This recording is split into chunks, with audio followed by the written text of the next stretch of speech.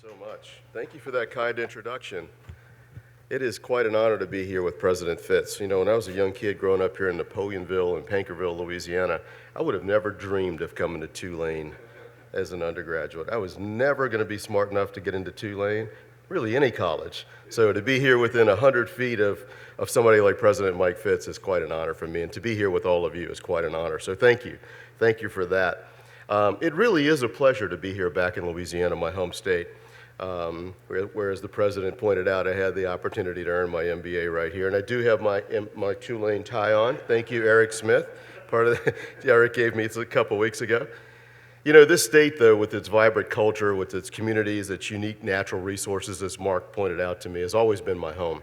And standing here today, looking at new faces, looking at some old friends, it just reminds me over and over again that, you know, Louisiana is not only where I began my career. I started right down the road here as a pipeline welder. A welder's helper, I should say, and then I became a pipeline welder. So energy is always important to me, and it's here where I learned this, you know, the important lessons about resilience, about adaptability. We all deal with hurricanes and nasty weather, and importantly, the need for balance in work and in life. We work hard here, but we like to play too, and I really enjoy that balance. You know, as Mark pointed out, though, you know, Louisiana's energy landscape has always been distinctive, and it's been grounded in a long history of oil and gas, yet it is increasingly open to renewables, and it's a place that understands the realities of energy production, the importance of economic stability, and the need for environmental care. Because here we see firsthand how our energy choices can make an impact on our communities, our economy, and the quality of life, not just for today, but for generations to come. And these lessons have helped shape my view of the energy landscape, and I think that they are critical to consider as we build that future, this energy future that we're going to be discussing at this forum that we're all working to build. You know, energy transitions are not really new. In fact, they're nothing new. They've been part of human progress for centuries. Each era has brought shifts that have redefined our world. We moved from wood to coal as steam engines fueled the Industrial Revolution, which in turn transformed everything from manufacturing to transportation. Later, the widespread adoption of oil and natural gas powered a new era of global mobility, connecting cities and countries as never before. And in the 20th century, as Mark pointed out, nuclear energy offered a high-capacity, low-emission option that has reshaped the way we think about the future of power. What's unique about our current transition, however, is its scope and its speed. Perhaps for the first time, we're seeing not just a shift from one dominant energy source to another, and we're not just adding another energy source. We're weaving together multiple sources. Renewables like solar and wind, which are rapidly scaling up alongside traditional sources like oil, natural gas, and nuclear power. And we're doing it in an unprecedented way at an unprecedented scale.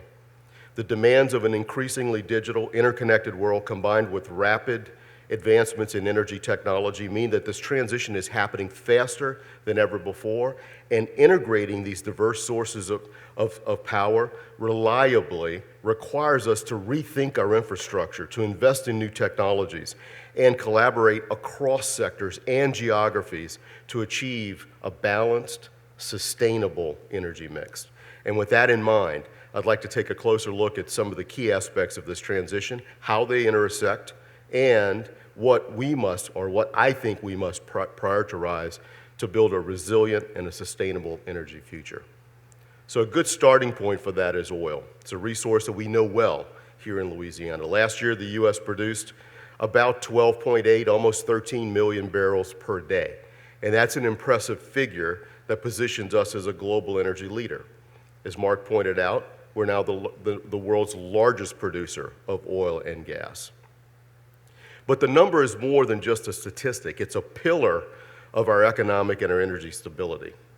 Oil is obviously a high energy density product, and it makes it uniquely cost effective for things like heavy freight, for aviation, for shipping, the things that we take for granted sometimes in our economy, long range power. For these critical industries today, there is simply no viable alternatives, which is why oil remains a foundational part of our energy mix, and it will for quite some time, perhaps the next 2, 3, maybe 4, or even 5 decades. But beyond economic stability, oil production also plays a critical role in U.S. foreign policy. We've seen this recently with Russia's invasion of Ukraine, where global instability could have sent energy prices here in the United States skyrocketing. But because of our strong U.S. domestic production, we've been able to buffer these effects, keeping prices more stable than they might have been otherwise. By meeting more of our energy needs here at home, we reduce our exposure to external shocks and maintain resilience even in the face of these geopolitical crises. And this resilience isn't just for our benefit. It also allows us to support our allies, particularly in Europe, who face their own energy security challenges. And I'll take a step back and share a quick story because Mark and I were firsthand witnesses to what we saw happen in 2020. As Mark indicated, prior to the pandemic or just at the beginning of the pandemic, you might remember that oil prices went to negative pricing. First time in history, oil was selling for negative $37 a barrel. The President of the United States was calling me every 5 minutes. What are you doing about this? What are you doing about this? How are you going to fix this? What's the solution? And of course, here in the United States, we don't belong to cartels like OPEC. We don't have the ability to snap our fingers and flip a switch and move oil production up and down to accommodate a change in market price. What I saw and what Mark saw at that time as we stood in the Oval Office, we saw a president, because of the strength of our oil production here in the United States, and because of the way that production insulated us from the situation at hand, he was able to negotiate a 10 million barrel per day cut, not from the United States, but from OPEC and OPEC plus members, from Russia, from Saudi Arabia, from other countries in the Middle East, UAE and the like. It was that strength, it was that oil production and that energy production here in the United States that allowed that president, and I dare say any future president, to be able to negotiate those types of situations from a position of strength. You know, in recent years, as Mark also pointed out, the U.S. has become a net exporter of oil and gas, which is unique. It's the first time in my lifetime, I think, that we have been a net exporter of oil and gas. And it helps to meet that global demand, and it provides stability to all of the markets that depend upon us. And this is especially important as global energy demand continues to rise, which is projected to increase either, if you look at the IEA, which is the International Energy Administration in Paris, if you look at their numbers or other numbers, it is projected to increase by nearly 50% by 2050. And with demand for oil and gas expected to remain very strong, our production strengthens not only our own economy, but also, again, our alliances. Think about the allies that we have in Europe, particularly in Asia, Korea, Japan. Those are very stable markets for natural gas and for oil production, and we want to maintain that stability as we start to see doctrinal changes both in Russia and also, I dare say, in China as well. It's just a reminder that energy independence isn't just a matter of economics, and it's not just a slogan. It's a matter of national security and of global influence. So even as oil remains vital, we're also facing some new pressures on our electricity grid here in the United States. Data centers, which powers everything from cloud computing to artificial intelligence, are expanding rapidly, and they're driving up demand for electricity at an extraordinary rate. As was just pointed out, we added about 19 gigawatts of renewable power by 2030. But data center demand alone is expected to require about 35 gigawatts. It's a big difference. So meeting that increase in demand, just to put that in size and in scale, meeting that demand would be the equivalent of adding 3 New York City-sized power grids in just 7 years. That's quite a challenge. This growth, it does present a real challenge to all of us here, but particularly when the process of building new infrastructure can be slow and quite complex. I'm often thinking of the words of Alan Armstrong, who is the CEO of Williams Companies in Oklahoma, who rather says that if it takes longer to get the permit than it does to build the project, we have a problem. Without faster and more efficient permitting processes and substantial infrastructure investments, we'll continue to see rising costs and potential instability as demand outpaces our supply capabilities. This regulatory lag that I'm talking about right now is an important contributor to our current inflationary environment. We need to address this gap to ensure that our regulatory processes keep pace with the growing technological needs, allowing us to build more infrastructure that is absolutely essential for a modern and a reliable grid. We just talked about renewable energy, and obviously it is important to our ability to meet future demand. Solar, wind, battery technology, battery storage have all made tremendous strides. 2022, I think the number, Mark, you can correct me if I'm wrong, this is the problem with following your former deputy. This guy, it gives the audience an opportunity to see that while I was the U.S. Secretary of Energy in the face of the department, the actual brains were in another office. So, but in roughly 22, and I'm sure this number is higher now, but 23, 24 has gone up, but it accounted for roughly 13% of U.S. energy, electricity generation. And I suspect that in 2024 it's going to be even higher. However, as promising as these technologies are, and they are promising, they do come with their limitations. Solar and wind are obviously intermittent. Sun doesn't shine, wind doesn't blow, you don't get electricity. What it really means is that you can't get the constant, firm, what's on demand, what's called base load power that our grid requires. And I mean, we all know what that means intuitively. Who wants to wait until the sun comes back out to get an internet connection or to have that Amazon Prime delivery actually delivered? We can't wait that way. So we have to think about, to think very carefully about how we integrate renewables into the broader energy landscape. And our current grid, which is built for steady centralized power generation, it struggles to adapt to the variability that comes with renewable power. And that's why natural gas plays such an essential role in bridging that gap.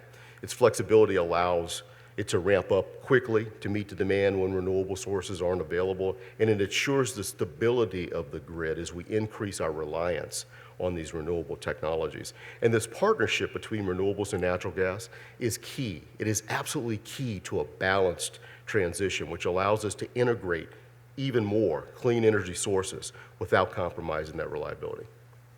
Now, it's worth noting that while we continue to integrate renewables at scale, we also need to invest in transmission infrastructure that can move the power from areas that are rich in wind and solar to where the load is, where the population centers are.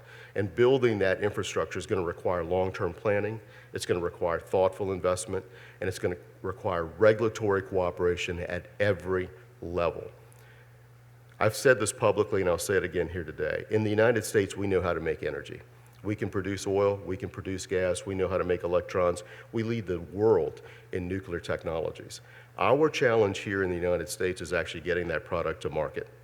We need more pipelines, we need more transmission infrastructure, we need to be able to get natural gas to the open ocean so that we can serve our allies.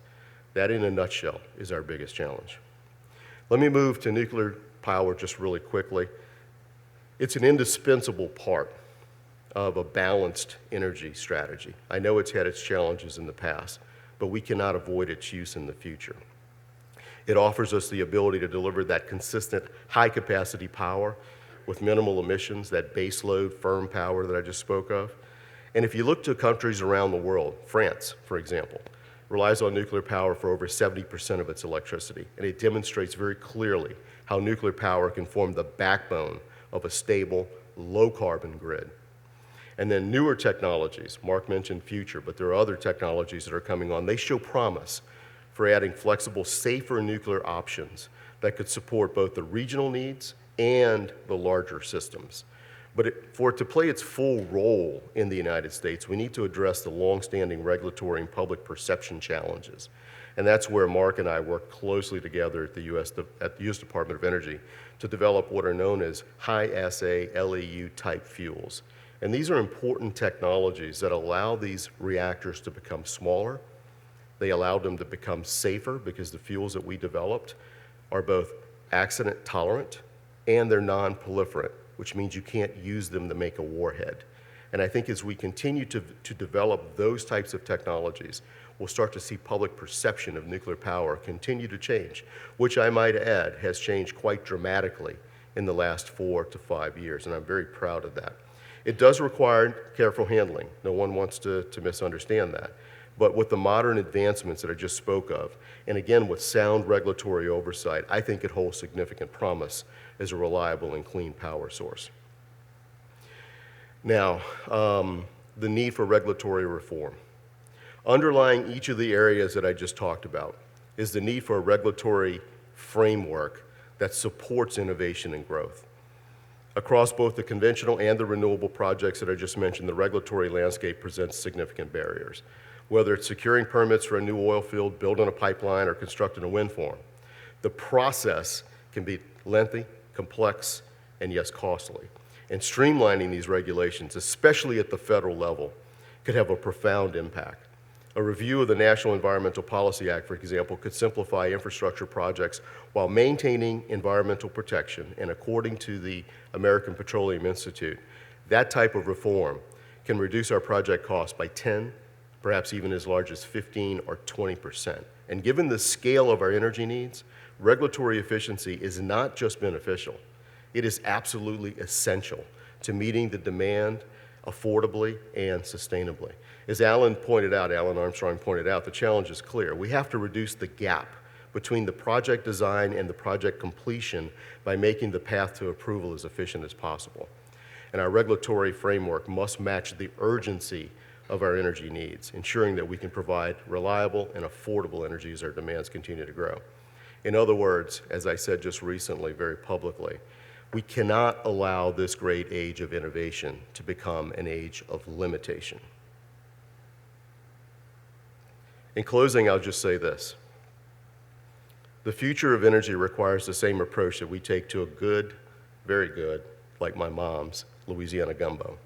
It's a mix of ingredients, it's the right timing, it's a little bit of lagniappe, a little bit something extra. Our future will be powered by oil, natural gas, nuclear power, and renewables, all working together to create a resilient, balanced energy mix. It's a complex but an essential recipe, and it's going to take dedication, expertise, and the spirit of innovation that we see right here at Tulane. This conference is a testament to that commitment.